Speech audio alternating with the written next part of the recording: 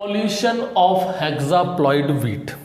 देखो, जिन लोगों ने मेरा वीट का लेक्चर नहीं देखा वो देख लेना, वीट पार्ट फर्स्ट। वहाँ मैंने बताया है वीट को टोटल 3 क्लासेस में हमने क्लासिफाई किया था प्लॉइडी के बेसिस पर।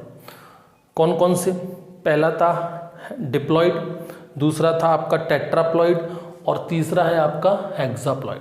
आज इंडिया के अंदर या वर्ल्ड के अंदर मैक्सिमम जो कल्टीवेशन हो रहा है वो इस हेक्साप्लॉइड वीट का हो रहा है। अगर इंडिया की बात करूं तो लगभग 87% एरिया में हेक्साप्लॉइड वीट का कल्टीवेशन होता है।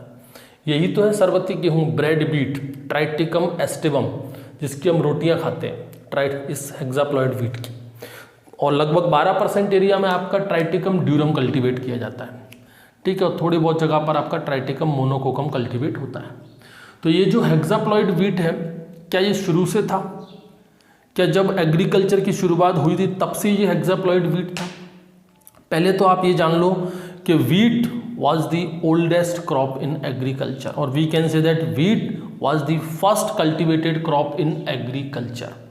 आज से हजारों साल पहले, कुछ किताबों में 7,500 साल दिया है, कुछ किताबों में 11,000 10,000 साल पहले दिया है, जब एग्रीकल्चर की शुरुआत हुई थी। तो जब एग्रीकल्चर शुरू हुआ था तो कोई ना कोई फसल तो रही होगी जिसको सबसे पहली बार जिसकी खेती की होगी। तो वो जो सबसे पहली फसल थी ना, वो वीट थी और बार्ले। वीट और barley was the oldest cultivated crop before 1000 years ago when agriculture was started. These two crops was the oldest cultivated crop. ठीक है भाई, हजारों साल पहले जब कृषि की शुरुआत हुई थी तो वीट और बार्ले सबसे पहली कल्टीवेटेड क्रॉप थी। तो उस वक्त जब गेहूं की खेती हमने शुरू की तब क्या हमारे पास यही हेक्साप्लॉइड वीट था? तब क्या हम इस ट्राइटिकम एस्टिवम की खेती करते थे? ये तो बहुत बाद में आया। और एक तरह से कह सकते हैं कि ये नेचर का वरदान है। हेक्साप्लॉइड वीट इंसानों को एक तरह से वरदान है। It is the boon of nature, भगवान का गिफ्ट है ये। हेक्साप्लॉइड वीट अगर ना होता तो आज भी हम ट्राइटिकम ड्यूरम की रोटियां खा रहे होते, और काश कि हम लोगों ने कुछ और ही ढूंढ लिया होता। हो सकता है हम चावल पर निर्भर हो गए होते, रोटियां हम खाते ही नहीं। हेक्साप्लॉइड वीट की वजह से आज हम लोग, most of the population India की जो है वो रोटियों पर निर्भर है। क्यों? इस हेक्साप्लॉइड वीट की वजह से, क्योंकि इसकी क्वालिटी अच्छी है, इससे रोटियाँ अच्छी बनती हैं, इसलिए रोटियाँ पसंद करते हैं हेक्साप्लॉइड वीट की। तो ये हेक्साप्लॉइड वीट बना कैसे? क्या किसी इंसान ने बनाया, किसी वैज्ञानिक ने बनाया?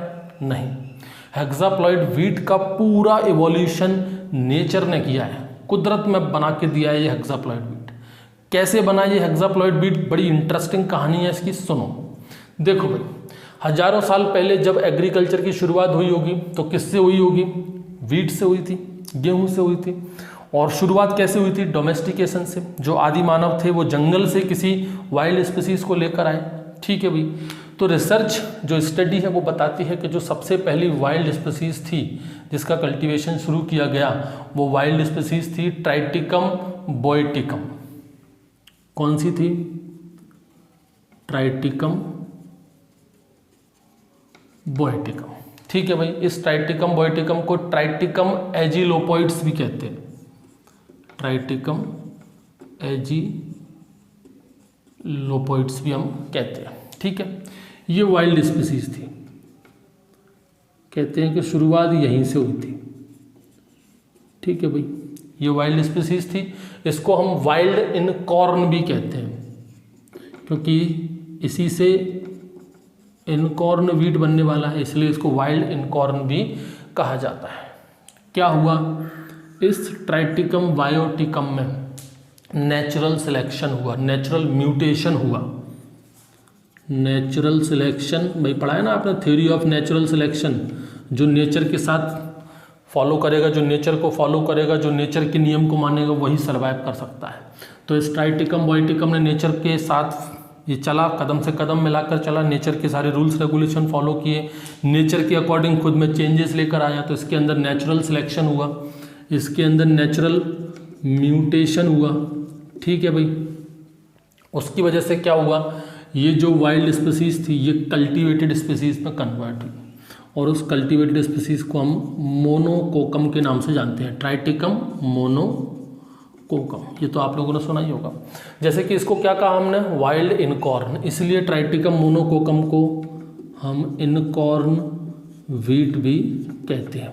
ठीक है भाई, ये जो ट्राइटिकम मोनोकोकम थी इसके अंदर क्रोमोसोम थे 14 और ये एक डिप्लॉयड स्पीसीज थी। इसका जो जीनोम था उसे नाम दिया गया था कैपिटल ए कैपिटल ए। ठीक है भाई, तो ये सबसे पहला कल्टीवेटेड वीट हमारे पास आया। कौन सा? इसकी खेती शुरुआत हुई ट्राइटिकम मोनोकोकम से। अब क्या हुआ, इस ट्राइटिकम मोनोकोकम का क्रॉस हुआ एक अननोन स्पीसीज के साथ। अननोन स्पीसीज, ये कौन सी स्पीसीज है भाई? अननोन का मतलब कि वैज्ञानिक अभी भी पुख्ता जानकारी नहीं दे पाए कि वो स्पीसीज कौन सी है, लेकिन जिस स्पीसीज के ऊपर वैज्ञानिकों का भरोसा है, उनका कहना है कि हाँ इसी स्पीसीज से ये अननोन स्पीसीज जो है वो एक स्पीसीज के ऊपर स्टडी की है और वो स्पीसीज है एजिलोप्स स्पेल्टॉइड्स। कौन सी? एजिलोप्स स्पेल्टॉइड्स। ठीक है, ये कंफर्म नहीं है, लेकिन फिर भी अगर क्वेश्चन आता है तो आप आंसर यही लगाना, एजिलोप्स स्पेल्टॉइड। लेकिन फिर भी कुछ वैज्ञानिकों का कहना है कि नहीं, अभी तो वो अननोन ही है, अभी तो रिसर्च में चल रहा है। लेकिन फिर भी वैज्ञानिक कहते हैं, कुछ वैज्ञानिकों का दावा है कि एजिलोप्स स्पेल्टॉइड ही वो अननोन स्पीसीज है जहाँ से जिसका क्रॉस हुआ था इस ट्राइटिकम मोनोकोकम के साथ। किसने कराया ये क्रॉस? किसी इंसान ने नहीं कराया।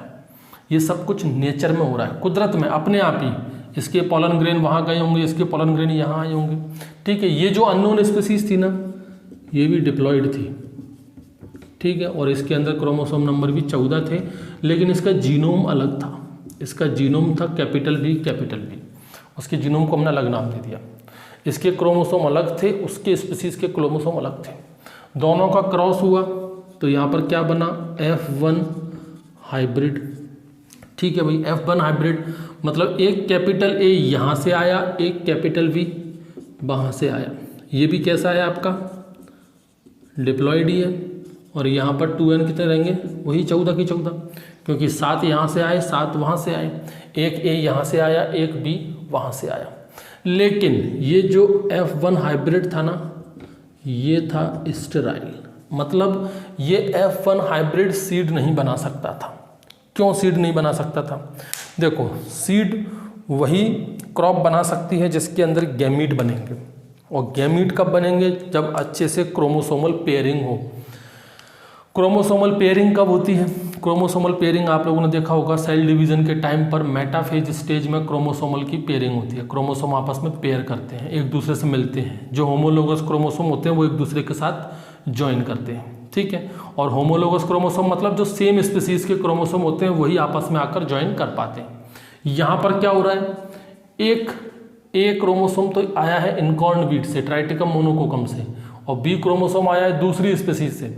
तो ये दोनों की दोनों क्रोमोसोम अलग हैं, दोनों की दोनों जीनोम अलग हैं, तो ये दोनों की पेयरिंग नहीं होती। ये दोनों आपस में होमोलोगस पेयरिंग नहीं करते। जिस वजह से पेयरिंग नहीं होती तो उस वजह से इसके गैमीट भी नहीं बन पाते। बनते भी हैं तो वो स्टेराइल गैमीट होते हैं, और जब गैमीट ही नहीं बनते तो वो सीड नहीं बना पाता। तो ये F1 हाइब्रिड कैसा था? स्टेराइल था।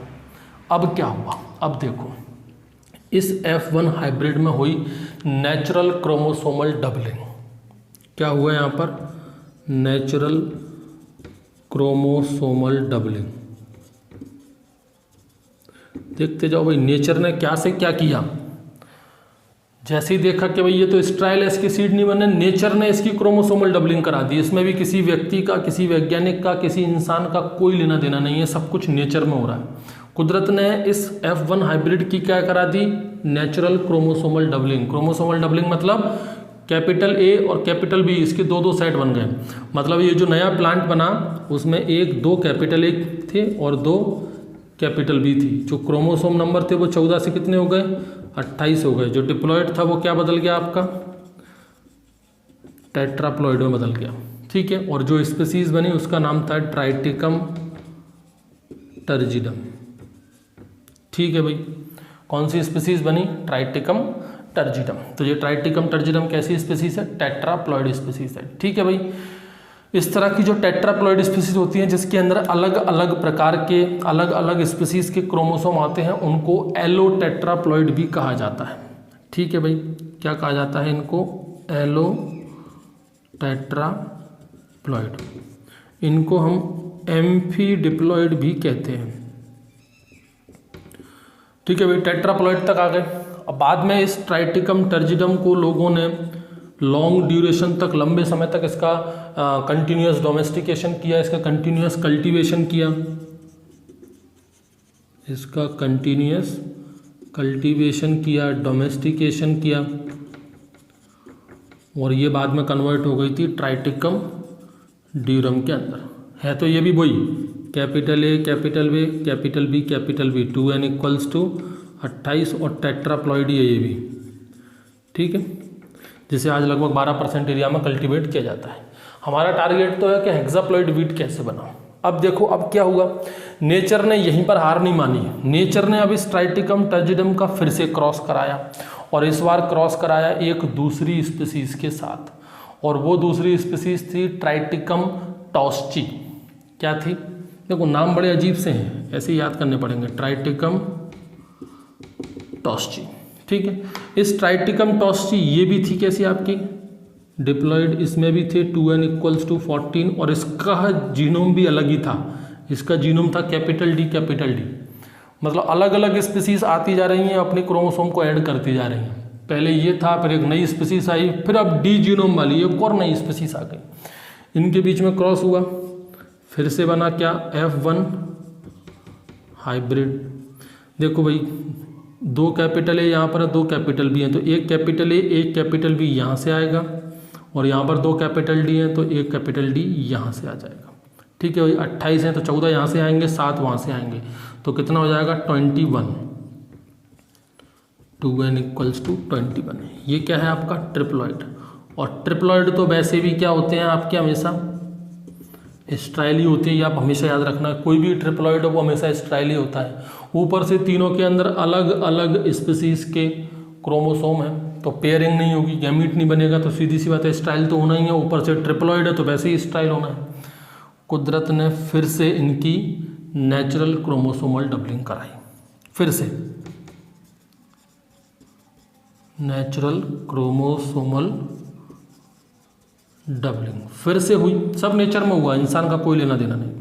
तो इस नेचुरल क्रोमोसोमल डबलिंग से क्या हुआ भाई, ये जो कैपिटल ए था ये 2 कैपिटल ए हो गए, कैपिटल बी था वो 2 हो गए, कैपिटल डी भी 2 हो गए, क्रोमोसोम नंबर 21 थे तो वो 42 हो गए। ठीक है भाई, ट्रिप्लॉइड का जस्ट डबल, मतलब कि ये क्या बन गया आपका हेक्साप्लॉइड, बस। और जो स्पीसीज बनी उसको आज हम ट्राइटिकम एस्टिवम के नाम से जानते हैं। ठीक है, इसी को कहा जाता है आपका ब्रेड वीट। अगर आपको प्लॉइडी लेवल पढ़नी हो ना, तो वीट से अच्छा कोई एग्जाम्पल ही नहीं है। इस ट्राइटिकम एस्टिवम के अंदर 3 अलग अलग स्पीसीज के जीनोम हैं, इसका जीनोम अलग, इसका जीनोम अलग, इसका जीनोम अलग, और कोई भी क्रोमोसोम किसी दूसरे स्पीसीज के जीनोम के साथ पेयरिंग नहीं करता। एक जीनोम जो होता है वो ए के साथ ही पेयर करेगा, बी जीनोम बी के साथ ही पेयर करेगा, डी जीनोम डी के साथ ही पेयरिंग करेगा। मतलब सिर्फ होमोलोगस पेयरिंग ही होती है यहाँ पर। कहने के लिए तो पॉलीप्लॉइड है, लेकिन काम कैसा करता है, एग्जैक्ट डिप्लॉइड की तरह। इस प्रोसेस को हम डिप्लोडाइजेशन कहते हैं, इसके ऊपर हम अलग से पढ़ेंगे, बड़ा अच्छा टॉपिक है डिप्लोडाइजेशन। एक होता है होमोलोगस क्रोमोसोम, एक होता है होमियोलोगस क्रोमोसोम। होमियोलोगस मतलब, होमोलोगस का मतलब जो एक ही स्पीसीज के हो, जैसे कैपिटल ए होमोलोगस है, कैपिटल बी होमियोलोगस है, पार्शियल होमोलोगस। तो यहाँ पर होमियोलोगस क्रोमोसोम की पेयरिंग नहीं होती। यहाँ पर एक जीन पाया जाता है पीएच, चलो छोड़ो उसको, बाद में डिस्कशन करेंगे, अभी अपना काम की देखो। तो यहाँ पर कैपिटल ए के साथ ही पेयर करेगा, कैपिटल बी के साथ ही पेयरिंग करता है, और कैपिटल डी के साथ ही पेयरिंग करता है। कहने के लिए तो ये एक पॉलीप्लॉइड है, हेक्साप्लॉइड है, लेकिन काम कैसा कर रहा है, एक डिप्लॉइड की तरह। इस प्रोसेस को डिप्लोडाइजेशन कहते हैं। ठीक है भाई, तो ये क्या बन गया आपका ट्राइटिकम एस्टिवम, जो कि लगभग 87% एरिया में इंडिया के अंदर कल्टीवेट होता है, और ऑलमोस्ट इंडिया पूरे वर्ल्ड में हर जगह यही कल्टीवेट होता है। ठीक है, तो इस तरह से इस हेक्साप्लॉइड वीट का, इस ट्राइटिकम एस्टिवम का एवोल्यूशन हुआ है। ठीक है भाई, ये कंप्लीट हो गया आपका एवोल्यूशन ऑफ हेक्साप्लॉइड वीट।